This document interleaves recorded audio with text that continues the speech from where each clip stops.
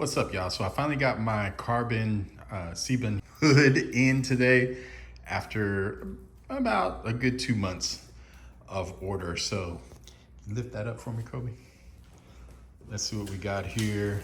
So the box was a little beat up, a little worse for wear, but they did a good job of packing everything on the inside.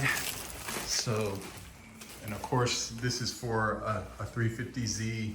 It's gonna go with the carbon fiber roof and then the fenders as well. So this will pair pretty well with that. So this is what to expect if you boys order one for your ride.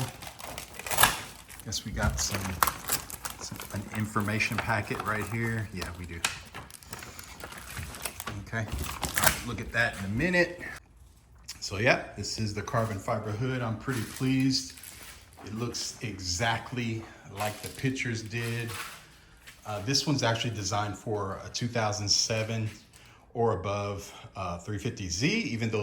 Even though mine's a 2003, this will still work well for mine. So next part of the video, we're going to try to put this bad boy on, see what the fitment's like. All right, guys, so I did get the new hood on. It took about a day and a half.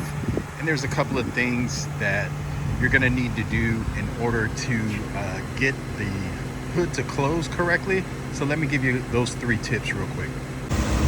So guys, as you can see, I got the new trunk on. I did have to do a couple of things in order to get it to fit right. So these are the old nuts that came off of the OEM hood, and I used those as spacers to kind of push the end of the hood up, and then I tightened the new nuts so that I could put those 4 bolts on correctly and have the hood sit, be aligned properly to the latch.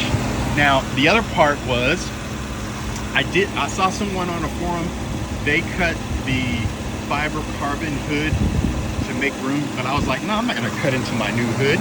I'd rather cut this inexpensive latch. So that's what I did. There was some tabs on this part, and I used my trusty angle grinder, which I will show you with the metal cutting disc. I'll put a picture up so you can see where I used that angle grinder to cut those tabs off of that so that I can make room so the latch would close properly. The other thing that I did, these 3 bolts, you can see them with the little green markings on them. I had to loosen those up, push the latch up as far as I could, and then re-tighten them so the whole latch mechanism could be moved up, so then the latch would close properly. So I did that. So those are the 3 things. Loosen these 3 bolts, move the whole latch mechanism up, and then re-tighten these 3 bolts. Cut those tabs off, and you're probably gonna need some additional space. So put some washers, or use the old nuts off of your OEM hood. You're not using it anymore. And create some space so the end of the hood could move up. But in addition to that, now that you know it, your install will probably go a hell of a lot faster than mine did. But now you can see, using the OEM latch, it does now close properly.